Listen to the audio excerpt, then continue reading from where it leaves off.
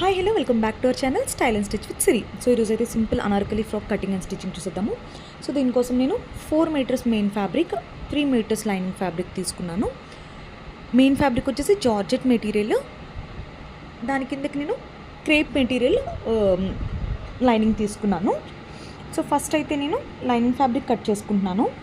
ఇది yoke part కోసం కాదు, యోక్ పార్ట్ నేను తర్వాత కట్ చేసుకుంటాను. ఇప్పుడు నేను బాటమ్ పార్ట్ కట్ చేసుకుంటున్నాను. సో ఫస్ట్ అయితే దీన్ని ఇలా సమోసా ఫోల్డ్ చేశాను, చూసారు కదా, ఇలా 4 ఫోల్డ్స్. ఫస్ట్ ఒక ఫోల్డ్ చేసి దాని తర్వాత మళ్ళీ ఇలా సమోసా ఫోల్డ్లో చేశాను అనమాట. సో అప్పుడు 4 అవుతాయి కాబట్టి మన హిప్ సైజ్ డివైడెడ్ బై 4 + 2 తీసుకొని మార్క్ చేసుకోవాలి. సో ఇక్కడ నేను 9 మార్క్ చేసుకుంటున్నాను. సో అక్కడి నుంచి మీరు ఎక్కడైతే మార్క్ చేసుకున్నారో మీకు ఎంతైతే లెంత్ కావాలో, మీ హిప్ దగ్గర నుంచి మీకు ఎంతైతే లెంత్ కావాలో మెజర్ చేసుకొని ఇలా చుట్టూ మార్క్ చేసుకోవాలి. నేను ఇక్కడ యాంకిల్ లెంత్ వరకే తీసుకుంటున్నాను, నాకు ఫుల్ లెంత్ వద్దు. సో ఇక్కడ నేను 30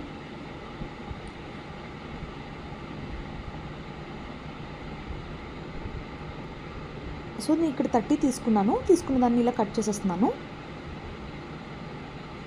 సో ఆ రిమైనింగ్ పీస్ ఉంది కదా, సో అందులో నుంచి నేను యోక్ పార్ట్ అనేది కట్ చేసుకుంటాను. సేమ్ ఇప్పుడు అలానే మెయిన్ ఫ్యాబ్రిక్ కూడా తీసుకోవాలి.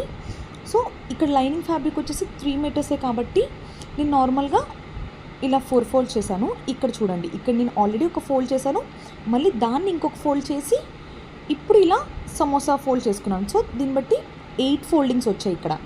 సో 8 ఫోల్డింగ్స్ వచ్చాయి కాబట్టి మన హిప్ మెజర్మెంట్ డివైడెడ్ బై 8 + 2 చేయాలి.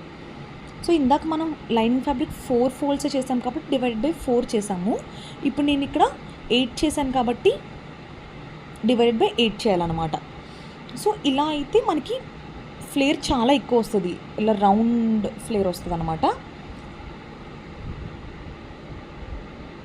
సో దాన్ని ఆల్రెడీ నేను కట్ చేసుకున్న లైనింగ్ ఫ్యాబ్రిక్ని ఒక ఫోల్డ్ చేసి దాన్ని అకార్డింగ్ నేను కట్ చేసుకుంటున్నాను. సేమ్ అక్కడి నుంచి మీకు ఎంత లెంత్ కావాలో అంత లెంత్ మెజర్ చేసుకొని కట్ చేసుకోవడమే.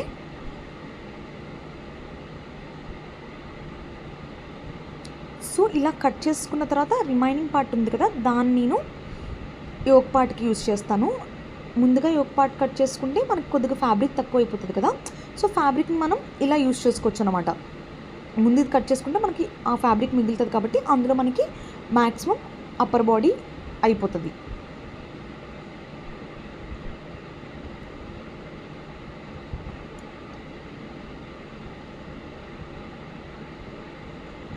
ఆ రిమైనింగ్ ఫ్యాబ్రిక్ని నేను యోక్ పార్ట్కి యూజ్ చేస్తాను. సో చూసారా కట్ చేసాక ఎలా వచ్చిందో.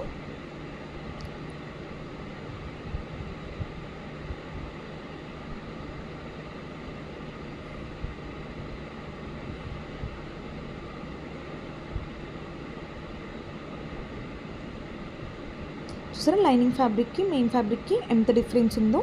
ఎందుకంటే లైనింగ్ ఫ్యాబ్రిక్ అరౌండ్ 2.5 మీటర్సే పట్టింది నాకు, కానీ మెయిన్ ఫ్యాబ్రిక్ 4 మీటర్స్ తీసుకున్నాను. కంప్లీట్ 4 మీటర్స్ నేను దానికే యూజ్ చేశాను. ఇప్పుడు వచ్చేసి యోక్ పార్ట్ కట్ చేసుకుందాము. సేమ్ యోక్ పార్ట్ కూడా నేను ఇలా ఫోల్డ్ చేశాను. లెంత్ వచ్చేసి 14 తీసుకున్నాను, షోల్డర్ 6, ఆర్మ్ హోల్ కూడా 6. ఎప్పుడైనా మనం షోల్డర్ ఎంత తీసుకుంటామో ఆర్మ్ హోల్ కూడా అంతే తీసుకుంటాము. ఇప్పుడు చెస్ట్ మెజర్మెంట్, మీ చెస్ట్ మెజర్మెంట్ ఎంతైతే అంత డివైడెడ్ బై 4 + 2. ఇక్కడ 32 నాది, దాన్ని డివైడ్ బై 4 చేస్తే 8 + 2 సీమింగ్ అలౌన్సెస్ తీసుకున్నాను. సేమ్ హిప్ మెజర్మెంట్ కూడా అంతే. ఇన్ కేస్ మీరు 36 అనుకోండి, 36 డివైడ్ బై 4 9 + 2 సీమింగ్ అలౌన్సెస్, అప్పుడు మీరు 11 తీసుకోవాలి. సో ఇలా నేను లైనింగ్ ఫ్యాబ్రిక్ కట్ చేసుకున్నాను. సేమ్ దీన్ని బట్టే మెయిన్ ఫ్యాబ్రిక్ కూడా ఫోల్డ్ చేసి, మనం ఆల్రెడీ మెయిన్ ఫ్యాబ్రిక్ కట్ చేసుకున్నాం కదా, అందులో రిమైనింగ్ పార్ట్ ఉన్నదాన్ని నేను ఇలా సెట్ చేసుకొని కట్ చేసుకుంటున్నాను.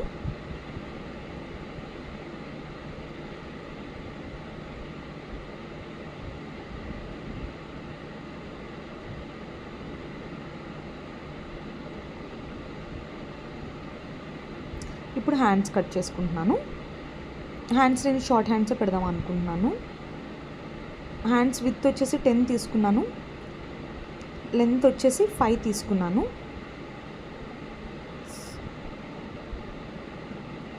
సో ఇక్కడ ఓపెన్ సైడ్ నుంచి 2కి మార్క్ చేసుకొని మళ్ళీ హారిజెంటల్గా 1.5 మార్క్ చేసుకొని అక్కడి నుంచి ఇలా హ్యాండ్ షేప్ అన్నది ఇవ్వాలి. చూసారు కదా, క్లోజ్డ్ సైడ్ నుంచి ఓపెన్ సైడ్కి ఇలా హ్యాండ్ షేప్ డ్రా చేస్తూ ఇవ్వాలి. హ్యాండ్ లూజ్ వచ్చేసి 5 + 2 సీమింగ్ అలౌన్సెస్ తీసుకున్నాను. మీ హ్యాండ్ లూజ్ బట్టి మీరు తీసుకోండి.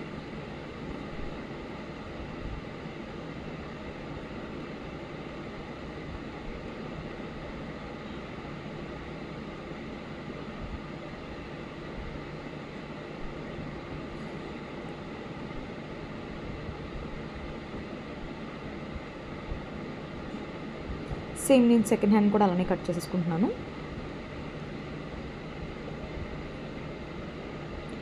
టూ హ్యాండ్స్ ఒకేసారి కట్ చేసేసుకోవచ్చు.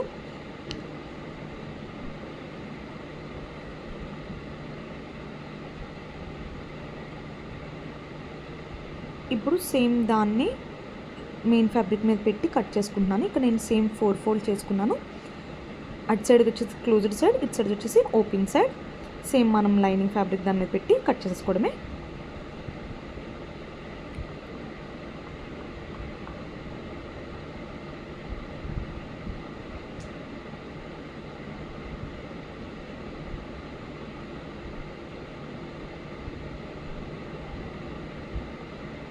సో ఇక్కడ కటింగ్ పోర్షన్ అయిపోయింది. ఇప్పుడు స్టిచ్చింగ్లోకి వెళ్ళిపోదాము. ఇక్కడ నెక్స్ కట్ చేసుకోలేదు కదా, సో ఇప్పుడు నెక్ కట్ చేస్తున్నాను నేను. సో ఫ్రంట్ నెక్ వచ్చేసి జస్ట్ బోట్ నెక్ పెడదాం అనుకుంటున్నాను. దానికోసం విడ్త్ వచ్చేసి 4 తీసుకున్నాను, లెంత్ వచ్చేసి 4 తీసుకున్నాను. ఇలా బోట్ షేప్ ఇచ్చేస్తున్నాను. ఇన్ కేస్ మీకు నెక్ మీ ఏ షేప్ కావాల్సిందో దాని అకార్డింగ్ మీరు తీసుకోండి.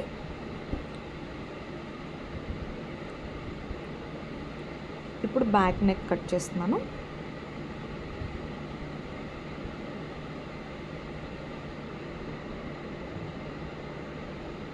సేమ్ 4 తీసుకున్నాను, లెంత్ వచ్చేసి 8 తీసుకున్నాను.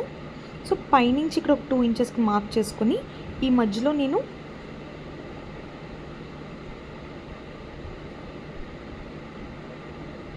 జస్ట్ ఇలా ఈ షేప్ ఇద్దాం అనుకుంటున్నాను. ట్రయాంగిల్కి పాట్కి మధ్యలో ఉండే షేప్ అనమాట.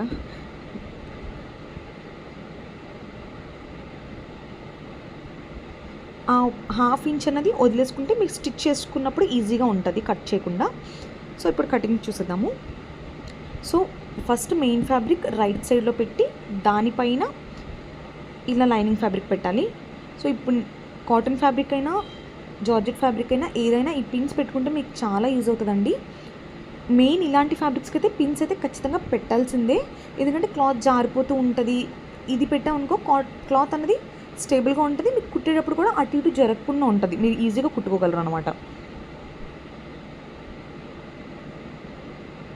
ఈ పిన్స్ మీకు ఎక్కడైనా దొరికేస్తే 20 రూపీస్ ఉంటాయి.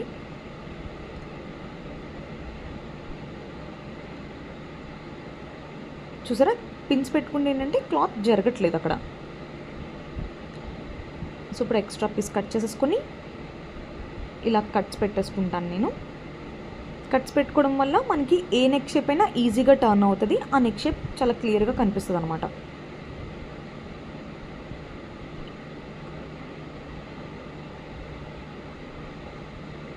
సో ఇలా టర్న్ చేసుకున్నాక దాని పైనుంచి ఒక స్టిచ్ వేసేసుకోవాలి.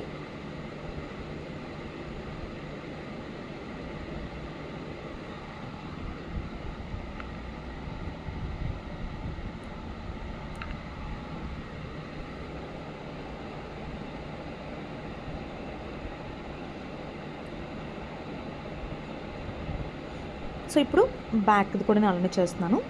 ఫస్ట్ ఫ్యాబ్రిక్ రైట్ సైడ్లో పెట్టుకొని, అంటే దానిపైన మెయిన్ లైనింగ్ ఫ్యాబ్రిక్ వేసుకోవాలి.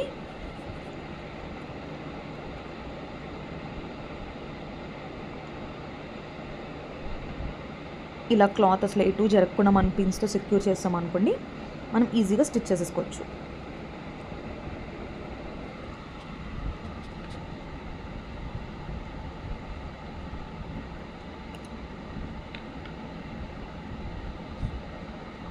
ఇలా మనం టర్న్ చేసుకుంటూ కుట్టడమే.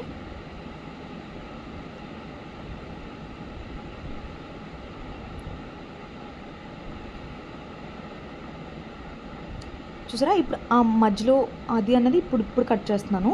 ఇందాక కట్ చేస్తే ఏంటంటే మనకి అప్ డౌన్ అయిపోయే ఛాన్స్ ఉన్నదన్నమాట. ఒకటి పైకి ఒకటి కిందికి అలా వచ్చే ఛాన్స్ ఉంటాయి.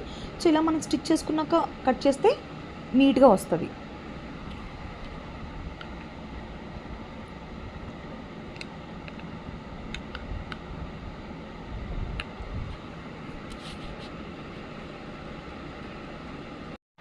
సో ఆ కార్నర్స్ టర్న్ చేసుకోవడానికి మీ దగ్గర ఏది ఉంటే అది, పెన్సిల్ కానివ్వండి, చీపురు పుల్ల కానివ్వండి, ఏదైనా దాన్ని ఇలా పెట్టి లోపల పెట్టేస్తే అది ఇలా వచ్చేస్తుంది. ఇప్పుడు షోల్డర్స్ అటాచ్ చేసుకుంటున్నానండి నేను.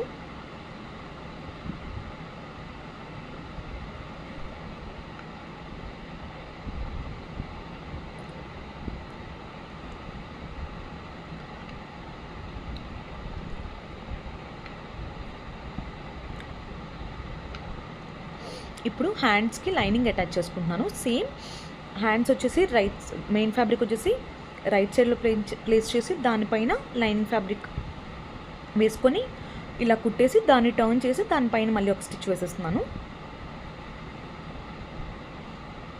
దాని చుట్టూ కూడా ఒక స్టిచ్ వేసేస్తానండి, ఎందుకంటే లైనింగ్ ఫ్యాబ్రిక్ మెయిన్ ఫ్యాబ్రిక్ అటు ఇటు జరగకుండా ఉంటుంది.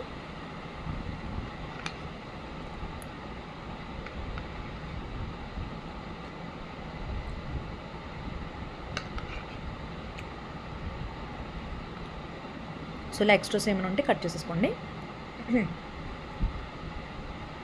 సో ఇప్పుడు షోల్డర్స్ జాయిన్ చేస్తాను. ఇప్పుడు హ్యాండ్స్ జాయిన్ చేస్తాను.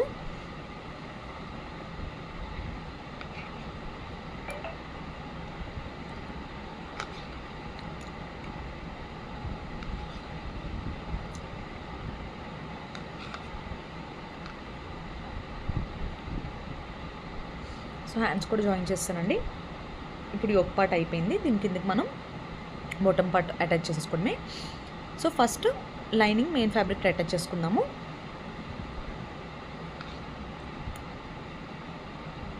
సో ఇలా ఒకదాని మీద ఒకటి పెట్టి స్టిచ్ వేసేయడమే. సో ఇలా ఫ్రంట్ అండ్ బ్యాక్ పార్ట్స్ కూడా రెండు నేను అటాచ్ చేస్తాను. ఇప్పుడు దీన్ని యోక్ పార్ట్కి అటాచ్ చేసేయడమే. సో దీనిపైన ఇలా రాంగ్ సైడ్లో ప్లేస్ చేసి దానిపైన ఒక స్టిచ్ వేసేసి ఇలా టర్న్ చేసేస్తే అయిపోతుంది. Same front side back side రెండు అలానే చేయాలి.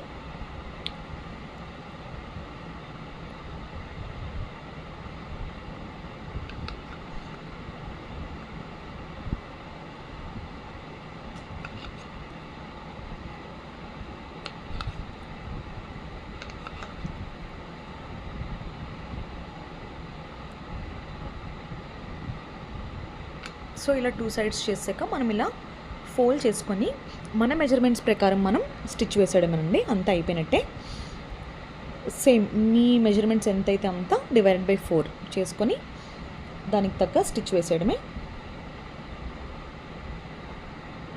హిప్ వరకు స్టిచ్ చేసి హిప్ నుంచి లైనింగ్ పార్ట్ లైనింగ్ సపరేట్గా, మెయిన్ ఫ్యాబ్రిక్ సపరేట్గా స్టిచ్ వేసుకుంటాము. ఇక్కడ హ్యాండ్స్ వచ్చేసి 5 నా మెజర్మెంట్స్ ప్రకారం నేను మార్క్ చేసుకొని తీసుకుంటున్నాను. మీ మెజర్మెంట్ ప్రకారం మీరు మార్క్ చేసుకొని స్టిచ్ వేసుకోండి.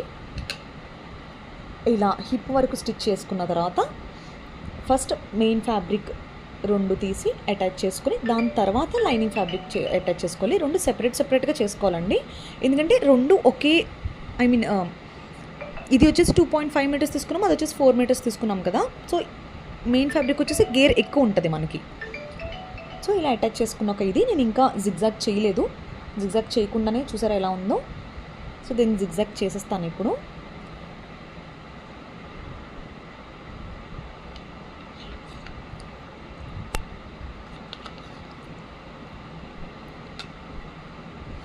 ఇదండి ఓవరాల్ లుక్. మీకు అర్థమైందని అనుకుంటున్నాను. ఇన్కేస్ ఈ వీడియో కనుక మీకు నచ్చినట్లయితే మన channel like, share and subscribe చేసుకోండి. See you next video. Until then take care. Bye bye.